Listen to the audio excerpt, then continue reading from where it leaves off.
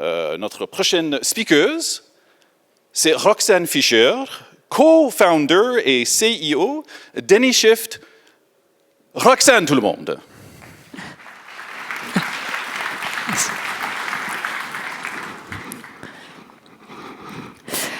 Bonjour, enchantée. J'espère que vous m'entendez bien, mais je pense que oui.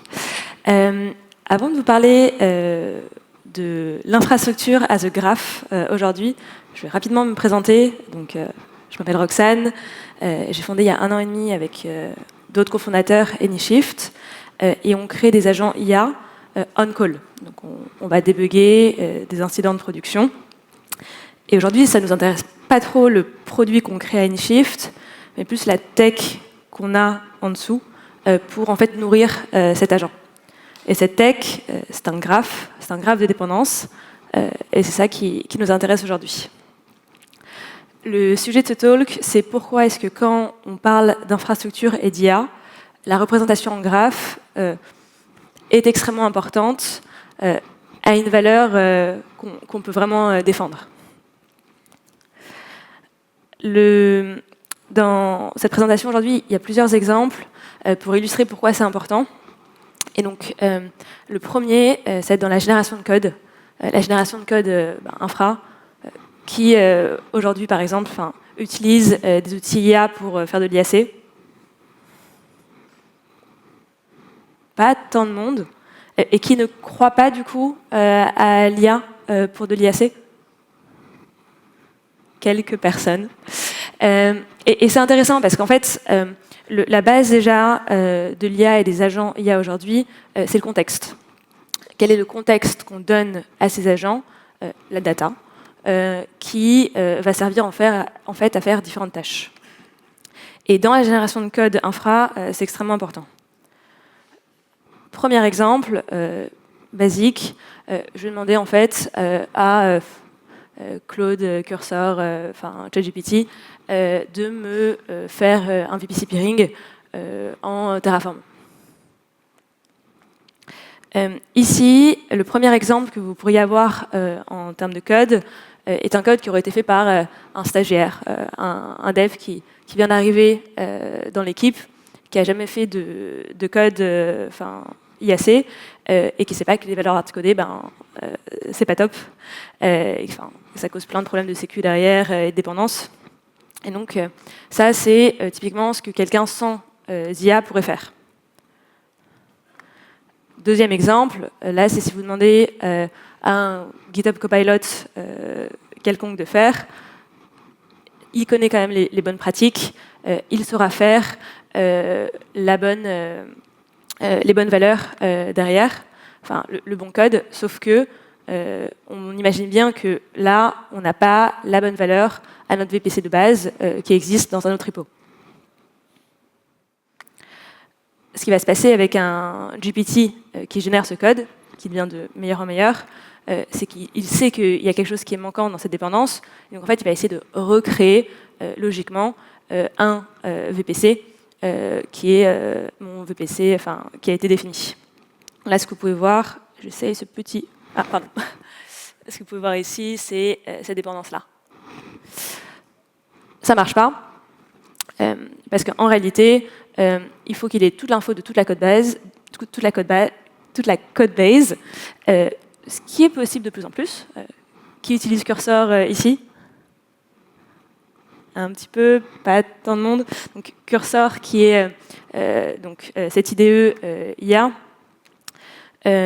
qui, normalement, prend le contexte de votre codebase. Ça peut être sur plusieurs repositories. Et donc, la question, c'est est-ce que Cursor peut le faire, cette dépendance?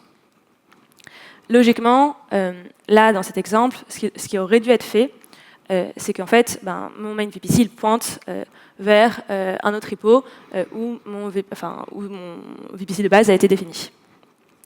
En revanche, si on continue, donc ça, Cursor peut le faire, si on continue et qu'on reprend l'exemple de mon stagiaire ou de mon dev junior qui est là, dans ma codebase, rien n'est jamais parfait.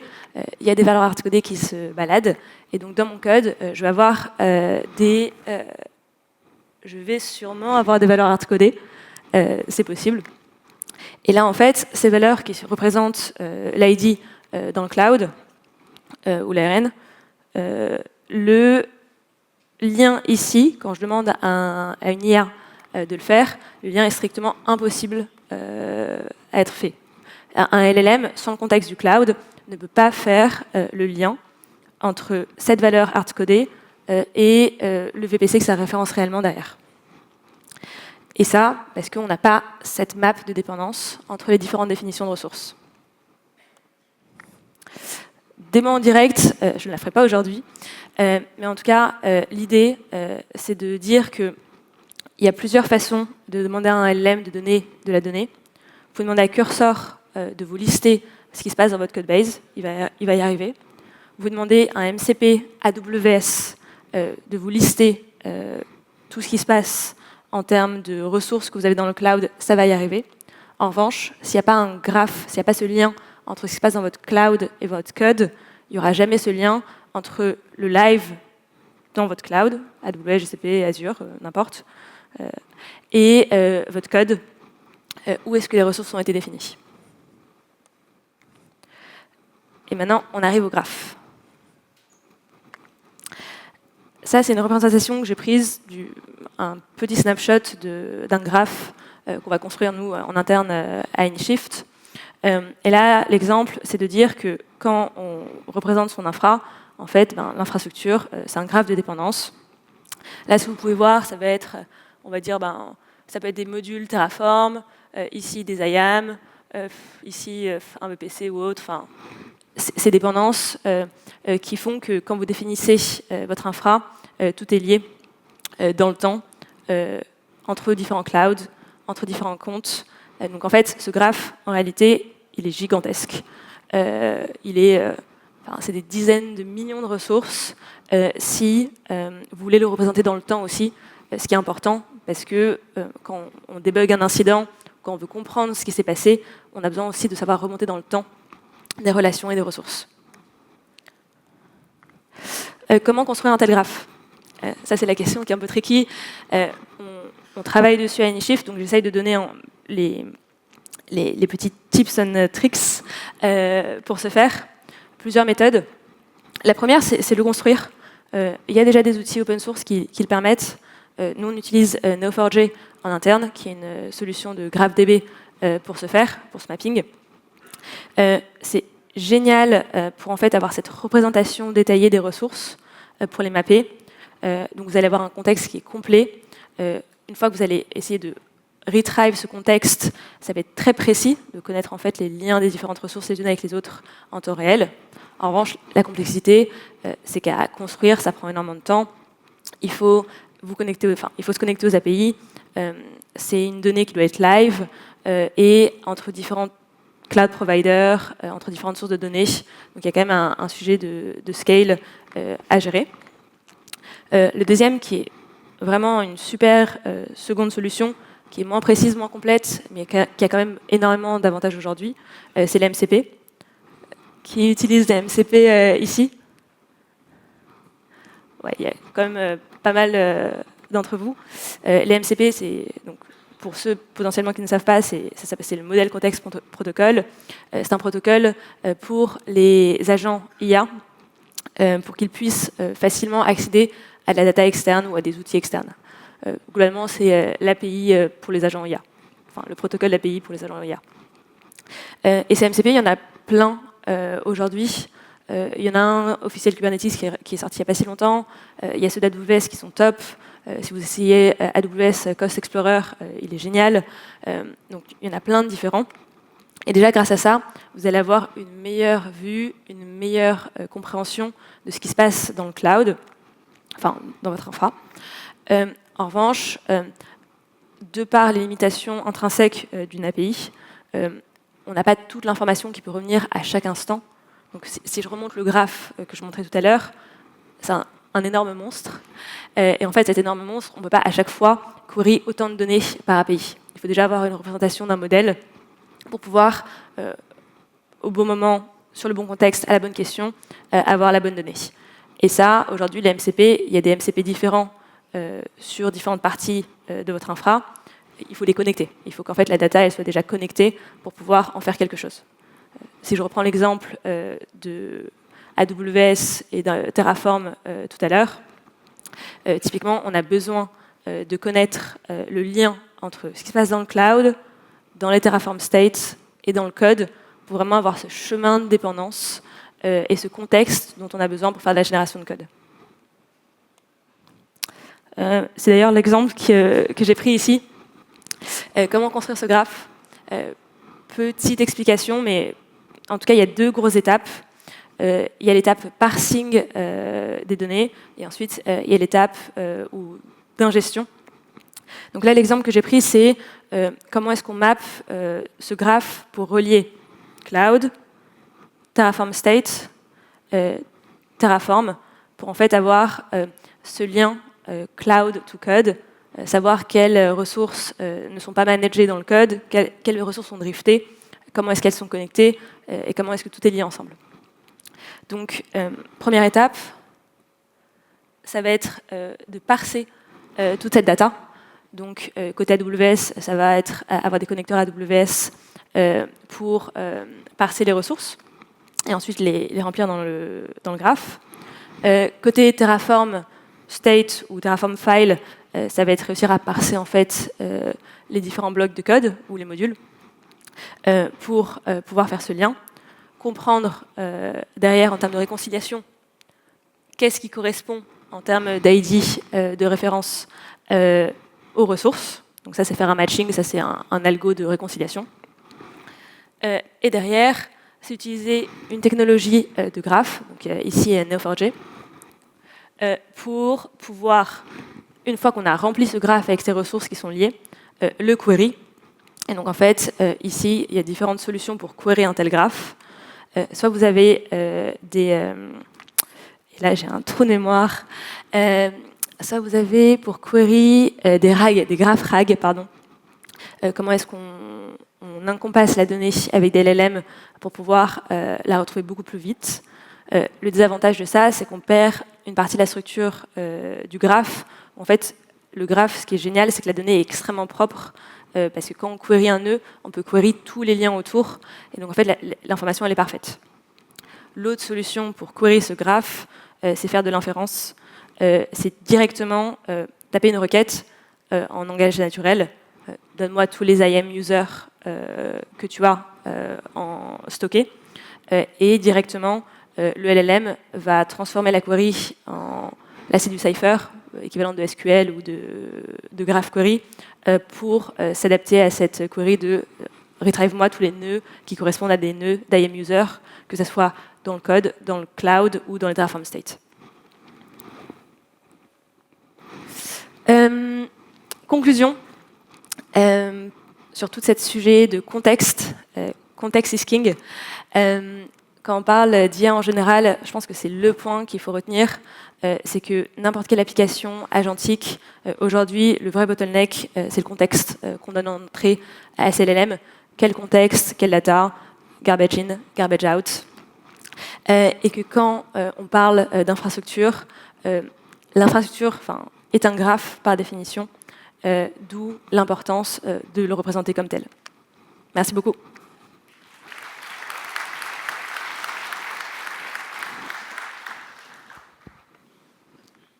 Et bon, merci pour ça, c'était hyper intéressant.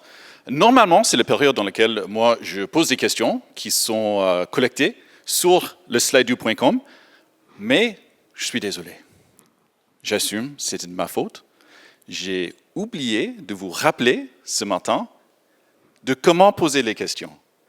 Yann Slido, voici le code QR. Pendant les talks, c'est le moment pour poser des questions.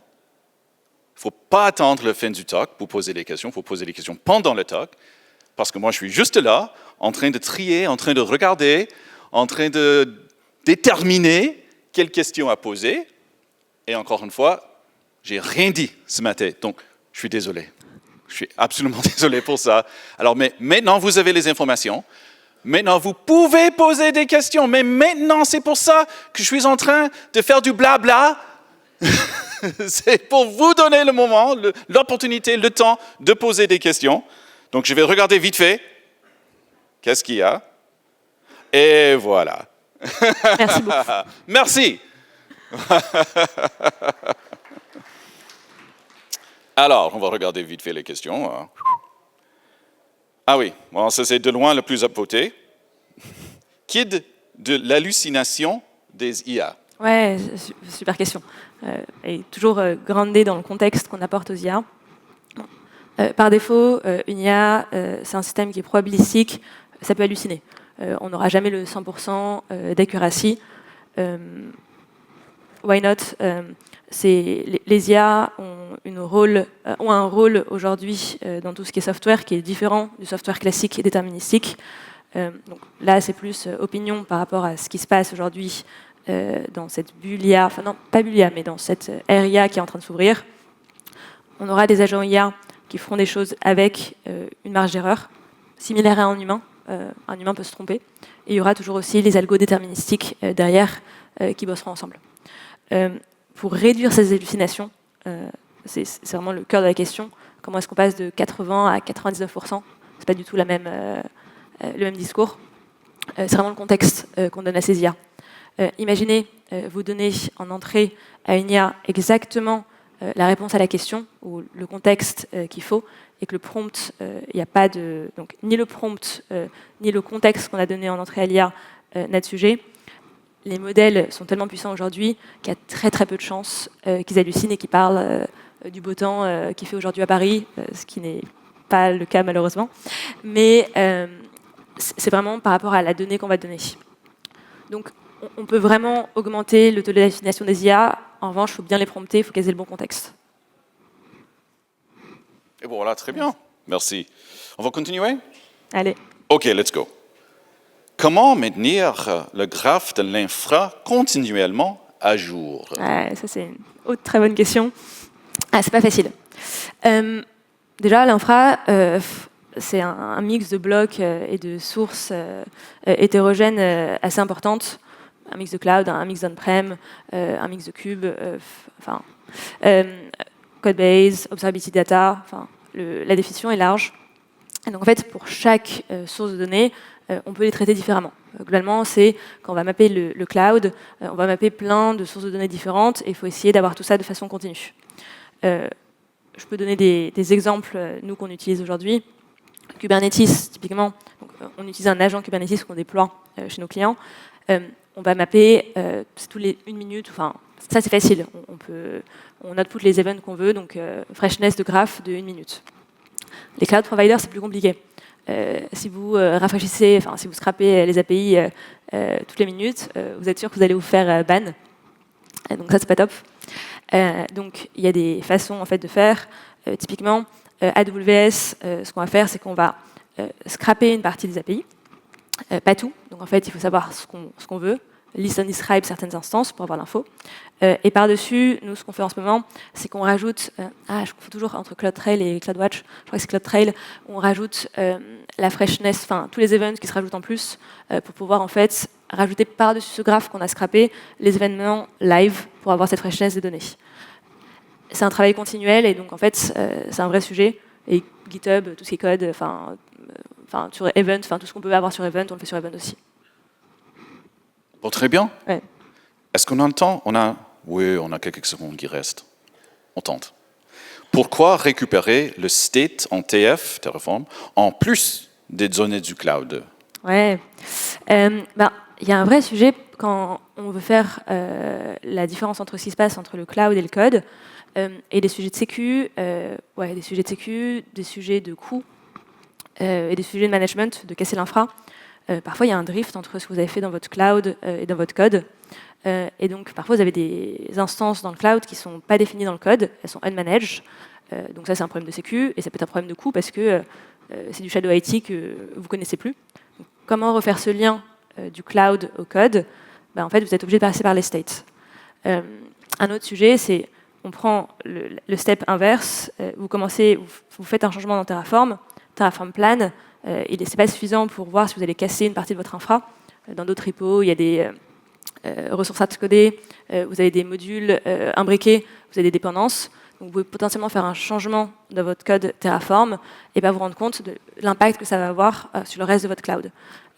Et ça, en fait, pouvoir connaître vraiment ce réseau de dépendance et donc soit pas casser, soit pas avoir un coût trop important, on est obligé de passer par cette réconciliation. Très bien. Bon, avec 15 secondes qui restent, je pense qu'on va laisser. Trop top. Merci. Merci à Roxane pour ce talk hyper intéressant. Merci. Pour commencer, pour débuter notre journée aujourd'hui.